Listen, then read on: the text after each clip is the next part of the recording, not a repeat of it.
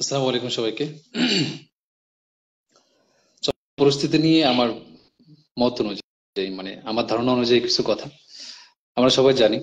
আমি টাইটেলে অবশ্যই লিখে দিয়েছি যে সাদপন্থী এবং জুবাইরপন্থী, দ্যাট মিন আলেমপন্থীদের নিয়ে যে দ্বন্দ্ব, এটা নিয়ে আসলে কেন দ্বন্দ্ব হচ্ছে এবং কি কারণে দ্বন্দ্ব হচ্ছে, কে আসামি কে দোষী, আমার মনে হয় যে এটা নিয়ে আমি যদি কথা বলতে থাকি তাহলে সময় নষ্ট হবে। আমরা সবাই জানি, কারণ আমি যদি বিবেক বিবেচনা বা ঠিক বেঠিক, মতের পার্থক্য এগুলো যদি বাদ দিয়েও কথা বলি, যেখানে প্রশাসন স্টিল নাও তাদেরকে ঘোষণা করে দিয়েছে যে আপনারা চাইলে আপনার দেয়া বাড়িতে আপনারা করতে পারেন এবং ওখানে থেকে শেষ করতে হবে। তা আমার মনে হয় যে প্রশাসনের প্রতি তো শ্রদ্ধাবোধ থাকতে হবে। একটা মানুষের প্রশাসনের প্রতি তো সর্বশেষ প্রশাসনের প্রতি শ্রদ্ধাবোধ থাকতে হবে। যদি আমাদের এই ধ্বজভঙ্গ প্রশাসন নিয়ে আমাদের অনেক ক্ষোভের জায়গা আছে, যারা নিজেদের অবস্থানটাই ধরে রাখতে পারে না, কিভাবে প্রশাসন থাকা অবস্থায় একটা মানুষ ওই মাঠের ভিতরে প্রবেশ করে ফেলে, হামলা চালাতে পারে, নৃশংস হামলা চালাতে পারে। মানে কোন কোন সাধারণ মস্তিষ্ক মানুষ এটা মেনে নিতে পারে? আমাদের কি প্রশাসন, আমরা কি চাই, কি চেয়েছি? যেখানে প্রশাসন একদম ক্লিয়ারলি ঘোষণা করে দিয়েছে যে আপনারা চাইলে দেয়াবাড়ি করতে পারেন, এখানে আপনাদের করার অনুমতি নেই, সেখানে কোনোভাবেই তো প্রশাসনের মতকে তারা উপেক্ষা করতে পারে না। আর ধরেন যে উপেক্ষা যদিও করে, তাহলে এইখানে তো সবচেয়ে পয়েন্ট, মানে টু দা পয়েন্টের কথা যদি বলি, আমাদের সমন্বয়ক হাসানাত ভাই, সার্জিস ভাই, তাদের সাথে কথা বলে কেবল পরামর্শ করে গেছে যে আমরা মুরব্বীর সাথে কথা বলে জানাবো যে আপনাদেরকে 20 তারিখ থেকে আপনারা মাঠে ঢুকবেন, 25 তারিখের ভিতরে শেষ করে ফেলবেন। এই পরামর্শটা হওয়ার সময় কি দেওয়া উচিত ছিল না? তিনজন ভাই ঘটনাস্থলে মরে যায়, এটা কি কোনো চারটিখানি কথা? এমন কি বিরোধ ছিল, এমন কি বিরোধ ছিল যার কারণে মানুষ হত্যা করতে হবে, চাপাতি দিয়ে বাংলা অস্ত্র দিয়ে মানুষকে মেরে ফেলতে হবে? এমন কি আসলে সাংঘর্ষিক কোনো বিষয় আছে? জাস্ট আকিদাগত পার্থক্য মানুষ এত হিংস্র আচরণ করতে পারে? আকিদাগত পার্থক্যের কারণে মানুষ এত হিংস্র কিভাবে হতে পারে? আপনি একটু বোঝান আমাকে। 600-র বেশি সাথী ভাই আক্রান্ত, 600-র বেশি সাথী ভাই আক্রান্ত। আসলে এগুলো নিয়ে কথা বললে অনেক সময় লাগবে। আমার ক্ষোভের জায়গা এতটুকু, আমরা যারা এই আলেমদের সাথে জড়িত আছি, আমরা যারা তালবে ইলম ছিলাম, মুরব্বীদের পথে চেয়ে থাকি, আমি যদি সেই শাপলা চত্বরের 5 হেফাজতের কথা বলে দেখেন, ঢালাও ভাবে ছাত্ররা মার খেয়েছে, আমার মুরব্বীরা কি ভূমিকা পালন করছে। এটা শুনতে হয়তো অনেকেই খারাপ লাগবে যে আপনি নিজেদের মুরব্বীদের ব্যাপারে কিভাবে কথা বলেন, এটা আত্মসমালোচনা ভাই। মানে কষ্টের, মনের ভিতরে কষ্ট নিয়ে আসলে কথাগুলো বলা।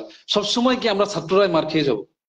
একটা ন্যায়ের পক্ষে কাজ করার জন্য, একটা আইন, মানে আইনগত ব্যাপারটাকেও যদি বাস্তবায়ন করার জন্য আমরা ঢালাও ভাবে মার খাই, আমার ভাইরা যদি শহীদ হয়ে যায়, তাহলে আসলে আমরা কবে কবে আমরা সুবিচার পাবো, আর আমরা কবে আমাদের অধিকারটা ফিরে পাবো?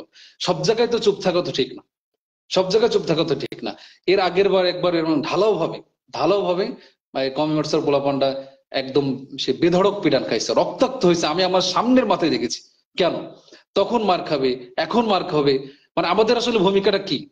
আমরা কি পারি না এই গোটা কয়েক এই ধরনের দুর্বৃত্তকারীদেরকে একদম সমূলে একদম মুখ বন্ধ করে দিতে পারি না? কিভাবে? তারা কি কোনোভাবেই ইসলামের কল্যাণ চাই? কোনোভাবে ইসলামের কল্যাণ চাই? আমরা তো তাদের প্রতিহত করার জন্যই তো কাউকে হত্যা করিনি। এরপরে আবার কিছু মিডিয়া আছে, যেমন আমি নাম ধরে বলতে পারি, যেমন আমি একটু আগেই সংবাদ দেখছিলাম, নিউজ 24 আর হলো যে আপনার চ্যানেল 24, এরা দেখলাম যে ওরা বলতে পারছে না যে কারা মারা গেছে। 3জন যে কারা মারা গেছে তার এখনো পর্যন্ত শিওর না। আবাল বৃদ্ধ বনিতা পাগল ছাগল সবাই জানে, ওরা বলতে পারে না যে কারা মারা গেছে। দালালি করে বেড়ায়। আমরা ওই ওয়াসিক সহ আমরা সবার হিস্টোরি তো জানি যে সবসময় এরা আওয়ামী লীগের মদত নিয়ে, কতবার এমন আওয়ামী লীগের মদত নিয়ে সন্ত্রাসী কায়দায় আমাদের কোমলমতি শিশুদের উপর নির্যাতন করছে। সেম এইবার একই কায়দায় ঘুমন্ত মানুষের উপরে কিভাবে আক্রমণ করতে পারে, কিভাবে আক্রমণ করতে পারে? আমি যদি বলি যে এরপরেও যদি আমরা সুবিচার না পাই এবং প্রশাসন যদি আমাদের মানে সুষ্ঠু বিচার নিশ্চিত না করে, আমি বলবো যে আমাদের এই প্রশাসন হলো ধ্বজভঙ্গ প্রশাসন। আমি অবশ্যই বলবো যে আমাদের এই প্রশাসনটা হলো ধ্বজভঙ্গ প্রশাসন। যারা নিজেদের অবস্থান ঠিক রাখতে পারে না, তাদের গায়ের উপর দিয়ে যে আরেকজন মানুষকে হত্যা করে আর সে কিনা দর্শকের ভূমিকা পালন করে, এখনো পর্যন্ত কোনো পদক্ষেপ নিতে পারে না। আমি এটা বুঝি না যে সেই লোক কিভাবে সংবাদ সম্মেলন করে। এতগুলো মানুষকে হত্যা করার পরে অন্যায় ভাবে প্রশাসনের বিরুদ্ধে যে আমাদের সমন্বয়ক ভাইদের সাথে সমঝোতা করে সেই ফলাফল আসার আগ দিয়ে তাদের বিরুদ্ধাচরণ করে এইভাবে এতগুলো মানুষকে আহত করলো, 600 মানুষকে আহত করলো, তারা এখনো স্টিল নাও কিভাবে সংবাদ সম্মেলন করে? এই সরকার আসলে আমি বুঝি না এদের আইন ব্যবস্থা এত দুর্বল কেন। আমার আমার ভীষণ মানে নিজের প্রতি আমার খুব কষ্ট লাগে, নিজের প্রতি কষ্ট লাগে। আমার আমার মনে হয় যে যদি আমাদের মুরব্বীরা, আমি আজকে হয়তো শুনতে খারাপ লাগবে, আমি তারপরেও বলবো, আমাদের মুরব্বীরা যারা এই বিচার যারা নিশ্চিত করতে না পারবেন, আমি বলবো যে আপনি সম্মানের সাথে আপনার জায়গাটা ছেড়ে দিবেন। এই বারবার আমরা মার খাবো, আমাদের বাচ্চারা মার খাবে, আমাদের শিক্ষার্থীরা মার খাবে, আর দিন শেষে সংবাদ সম্মেলন করে আমরা সেই আদা পোড়া নিয়ে চলে যাব। এটা এটা এটা মেনে নেওয়ার মতো আর নেই, আর অবস্থা নেই। আমার ভাইরা শহীদ হবে, 600 ভাইয়ের বেশি আহত হবে, আর আমরা যা সংবাদ সম্মেলন পাবো, এর কোনো সুষ্ঠু বিচার হবে না। কারণ আমাদের দেশে ধর্মপ্রাণ এই আলেম ওলামাদের এই এত বিশাল একটা সমর্থিত একটা দেশে তারা এই দুর্বৃত্তকারীরা কিভাবে এখনো পর্যন্ত সংবাদ সম্মেলন করে, গলাবাজি করে বেড়ায়, এবং আমাদের চ্যানেলগুলো তাদের পক্ষে সাফাই গায় যে তারা জানে না কারা মারা গেছে, এটা তারা বলতে পারে না। দুনিয়া সবকিছু বলতে পারে, ওই আওয়ামী লীগের কেউ কিছু করলে তারা বলতে পারবে না, আর এই যে এখানে কারা মারা গেছে তারা বলতে পারবে না। এরা যে সবাই আওয়ামী লীগের একজন ওই কি বলে গুন্ডাপন্থী ছিল, আমরা তো তার ডকুমেন্টারি ভিডিও আমরা পেয়েছি, আমরা ডকুমেন্টারি ভিডিও পেয়েছি, আত্মসাৎ করছে, তাদের চরিত্র সমস্যা আছে। এরা আওয়ামী লীগের সাথে ওতপ্রোত ভাবে জড়িত ছিল। কেন এখানেও কি আমাদের চুপ থাকতে হবে? আমি কথাটা অগোছালো হচ্ছে, সত্যি কথা বলতে অনেক বেশি মেজাজ খারাপ হচ্ছে, এগুলো দেখে আমি সহ্য করতে পারছি না, এজন্য হয়তো কথা একটু আওলা ঝালে যাচ্ছে। আমি কিন্তু আমার মূল মেসেজটা হলো যে আমি মুরব্বীদের কাছ থেকে এবার খুব গঠনমূলক ভাবে আমি পদক্ষেপ দেখতে চাই, শুধু সংবাদ সম্মেলন না। আমি বিশেষ করে আমাদের মামুনুল হক সাহেব সহ হেফাজতে যারা নেতা কর্মী আছে, আমাদের মুরব্বী জুবাইর সাহেব সহ, আমি এদেরকে যেহেতু আমাদের আমাদের মানে পক্ষটা যেহেতু আমাদের, কারণ আমরা আইনের প্রতি শ্রদ্ধাশীল ছিলাম, আইনের বিদ্যাচরণ করে নাই, আমরা নিয়ম লঙ্ঘন করে নাই। ওরা প্রত্যেকটা পদক্ষেপ ওরা পরামর্শ করে সেটার বিরুদ্ধে গেছে, আইন শৃঙ্খলা বাহিনীর প্রতি ধৃষ্টতা প্রদর্শন করছে, কোমলমতি শিশুদের উপরে একদম নৃশংস হত্যাযজ্ঞ চালিয়েছে, একদম ঘুমন্ত মানুষের উপরে তারা আক্রমণ করে 600-র বেশি আক্রান্ত করে দিয়েছে। আমার 3 জন ভাই শহীদ হয়ে গেছে। এই শহীদটা যদি আমার মনে হয় যে এই আমাদের মুরব্বীদের অথবা এই প্রশাসনের কারো পরিবার থেকে হতো, তাহলে হয়তো এদের টনক নড়ত। চারটেখানি কথা, শুধুমাত্র মতের বিরুদ্ধের কারণে একটা মানুষকে মেরে ফেলতে হবে, মানে এর চেয়ে জাহিলিয়াত কি হতে পারে? সেই মানুষটা কিভাবে, আমি আমি এটুকু বুঝি না যে তারা কিভাবে এখনো সংবাদ সম্মেলন করতে পারে, সংবাদ সম্মেলন করতে পারে। আমি এটুকু বলবো যে সংবাদ সম্মেলনের আশেপাশে যদি আমাদের কমই কোনো ছাত্র ভাই বা পাবলিক মঞ্চের কোনো ছাত্র ভাইরা, আমি বলবো যে আপনার সামর্থ্য অনুযায়ী আপনি প্রতিহত করার ব্যবস্থা করেন, আপনার সামর্থ্য অনুযায়ী প্রতিহতের ব্যবস্থা করেন। আমি শুধু লেকচার মারছি না, আমি ইনশাল্লাহ আমার জায়গা থেকে যতটুকু করার আমি ততটুকু করবো। সবকিছু মুখ বুঝে সহ্য করার মতো আর নেই। আমরা নতুন স্বাধীনতা পেয়েছি, আমাদের এখন বাক স্বাধীনতা আছে। ওই বলবেন আর মুখ বুঝে সংবাদ সম্মেলন করে এদের আমি কঠোর নিন্দা জানাচ্ছি, সেটা নিন্দা জানানোর সময় নেই। আপনি নিন্দা জানিয়ে কি করবেন? আমার এই ভাইয়ের প্রাণ ফিরিয়ে দিতে পারবেন? এই যাদের এই মাথা ফেটে গেছে আপনি ঠিক করে দিতে পারবেন? আপনার এই নিন্দা দিয়ে আমি কি করব? এখন ওই যে সুন্দর মাথায় হাত বুলানোর কথা নেই। আমি বলবো যে এদেরকে চিরতরে, এইবারই আমাদের সময়, এদেরকে চিরতরে বাংলাদেশ থেকে এই তাবলিকের এই প্রভাগন্ডা যারা করে এদেরকে চিরতরে প্রতিহত করতে হবে। তাবলিক কখনো দুইপন্থী হতে পারে না। তাবলিকের কিসের পন্থী? হকপন্থী, বাতিলপন্থী। বাতিলপন্থী যে হবে সে কখনোই সুযোগ পাবে না। কিসের টঙ্গি ময়দান আর কিসের আত্মা দিয়া পড়ে, এদেরকে ঢুকতেই দেওয়া যাবে না। আমার মনে হয় যে এর সবকিছুর পিছনে হয়তো আসলে আল্লাহর একটা পরিকল্পনা থাকে। এটা হয়তো আমাদের একটা সুযোগ যে এখন এই বাতিলদেরকে সমূলে উৎপাটন করা, বাতিলদেরকে সমূলে উৎপাটন করা। কোনো 2 পর্ব না, 1 পর্বই ইজতেমা হবে। যদি পারে সমন্বয় করে আমাদের সাথে থাকবেন, অথবা ওই যারা ওই যে সন্ত্রাসী কায়দায় যারা তাবলিগ পরিচালনা করছে এবং আমাদের দেশটাকে একটা মানে কি বলবো যে অশান্তির মধ্যে ঠেলে দিতে চাচ্ছে, প্রশ্নবিদ্ধ করতে চাচ্ছে আওয়ামী লীগের সহযোগিতা নিয়ে, আমার তো মনে হচ্ছে যে এখানে সেই আওয়ামী লীগের নতুন প্রকাশের একটা মাধ্যম হয়েছে আর কি, ধর্মীয় কায়দায় আর কি দেশের ভিতরে অরাজকতা তৈরি করা।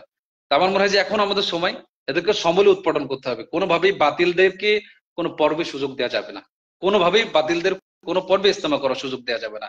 যারা দেশের পরিস্থিতিকে এইভাবে অরাজকতা করতে পারে, মানে অস্থিতিশীল করতে পারে, আইন শৃঙ্খলা বাহিনীর ভাইদের প্রতি এত ধৃষ্টতা দেখাতে পারে, আইনের প্রতি যারা একদমই শ্রদ্ধাশীল না, মানুষকে হত্যা করতে পারে, আহত করতে পারে, কোমলমতি শিশুদেরকে যারা নির্যাতন করতে পারে, এদেরকে যদি আপনি সমঝোতার কথা বলেন যে সমঝোতা করে আপনি তাদেরকে আবার তাবলিগ করার সুযোগ দিবেন, ভাই আপনি কি ধরা তার কাছে?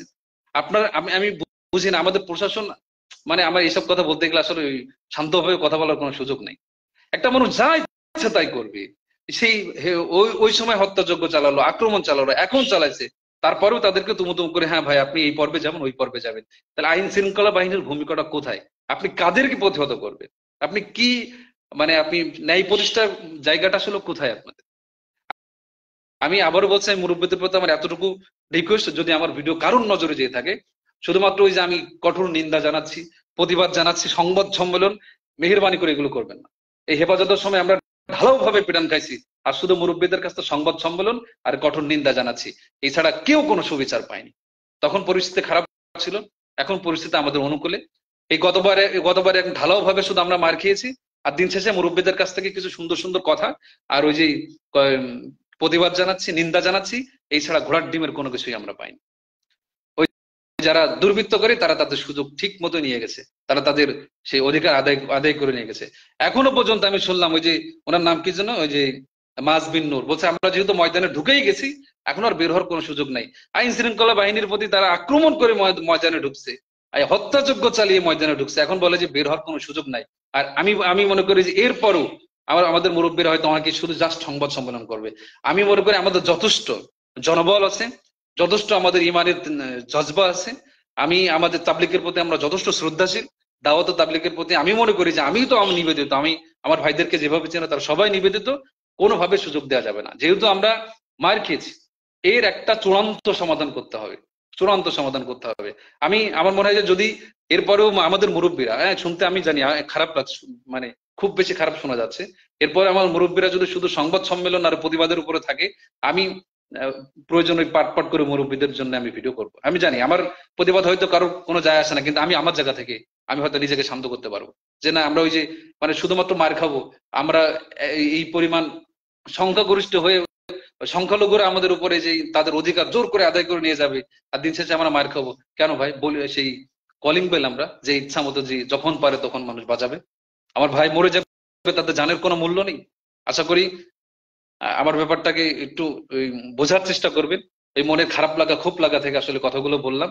এই এখনো পর্যন্ত ওই মাজ বিন নূর, ওই ওয়াসিফেরা সংবাদ সম্মেলন করে গলাবাজি করতেছে যে তাদের কোনো সমস্যা নেই, মানে ও বলছে যে আমরা আমাদের অধিকার আদায় করতে, যে মানে কি নাটকটা কিভাবে আমরা জানি। এরা এক সপ্তাহ আগে থেকে ফেসবুকে প্ল্যান প্রোগ্রাম করে করে তারা এই হত্যাযজ্ঞের পরিকল্পনা করে আজকে এই নৃশংস একটা ঘটনার সাক্ষী হলাম আমরা এই যে নির্যাতনের শিকার হলাম, আমরা সবাই জানি। এখানে আমার মনে হয় যে এখানে আমাদের আসলে পদে পদে ভুল হয়। যেমন ওই শাপলা চত্বরের দিন আমাদের ভুলের কারণে আমরা পীড়ন খাইছি, দিন শেষে আমরা কোনো কিছুই পাইনি, এখনো পর্যন্ত একটা মামলা মোকদ্দমার কোনো সুষ্ঠু সেই বিচার পর্যন্ত আমরা পাইনি। গতবার তাবলিগের প্রতি নৃশংস এরকম হামলা চালানো হলো, কোনো কিছুই কোনো বিচার হলো না। দিন শেষে আমার ওই ভাইয়েরা এখনো পর্যন্ত স্থায়ী ভাবে ওই তার ক্ষত নিয়ে তাবলিগে কাজ করে বেড়াচ্ছে। আমার মনে হয় এবারও তাই হবে। আমি শুধু এতটুকু রিকোয়েস্ট, যেহেতু পরিস্থিতি আমাদের অনুকূলে, এখন আমাদের বাক স্বাধীনতা আছে, এবং আইন শৃঙ্খলা বাহিনীর প্রতি আমরা যথেষ্ট শ্রদ্ধাশীল ছিলাম, তারা বরং আইন শৃঙ্খলা বাহিনীর প্রতি কোনোভাবেই দায়িত্বশীলের পরিচয় দেয়নি। এবং প্রত্যেকটা পদক্ষেপে দেখেন ওই পাটপাট করেও যদি বলি, তাদের জায়গা যেটা ছিল তারা সেই জায়গাটা হলো আজকে নষ্ট করছে। তাদের দেয়া বাড়ি ছিল, তারা তাদের ওই জায়গাটা ওই নির্দেশনাও তারা মানেনি, ঘুমন্ত মানুষের উপর আক্রমণ চালিয়েছে। 3 জন ভাই শহীদ হয়ে গেছে, 600-র বেশি ভাই আক্রান্ত হয়েছে। সমন্বয়ক ভাইদের কথাও তারা শোনেনি। তারা সমন্বয়ক ভাইদের সাথে পরামর্শ করে তারা যখন বললো যে আমরা চলে যাব, এই চলে যাওয়ার কথাও পর্যন্ত তারা মানে এই এতটুকু সময় পর্যন্ত তারা দেয়নি, এর ভিতরে হত্যাযজ্ঞ চালানো শেষ। মানুষ কিভাবে ওই বাংলা অস্ত্র এই আপনার কি বলে চাপাতি, তারপরে হলো কোড়াল নিয়ে মাঠের মধ্যে ঢোকে, এরপরেও যদি সুষ্ঠু নির্বাচন না হয়, আমি বলবো এই আমাদের এই প্রশাসন ধ্বজভঙ্গ এবং আমাদের মুরব্বীরা চরম লেভেলের দায়িত্বহীনতা পরিচয় দিবে, চরম লেভেলের দায়িত্বহীনতা পরিচয় দিবে। আমি মনে করি যে এইভাবে যদি চলতে থাকে, আপনি আমাদের এই যে কোমলমতি শিশু বা এই আমাদের শিক্ষার্থীদের জনসমর্থন থেকে আপনারা বঞ্চিত হবে। আমাদের অধিকার আপনি আমাদের সুষ্ঠু নির্বাচন আদায় করে দেয় আপনার দায়িত্ব, যদি না পারেন সম্মানের সাথে সাথে আপনি আপনার দায়িত্ব থেকে পদত্যাগ করবেন। কথা শুনতে অনেক খারাপ শোনা গেলেও আসলে কষ্ট থেকে কথাগুলো বলা, অনেকগুলো কথা বলছি, ভুল হলে ক্ষমা সুন্দর দৃষ্টি চাই, কিন্তু সত্যি কথা বলতে এভাবে আর মেনে নেওয়ার মতো নেই।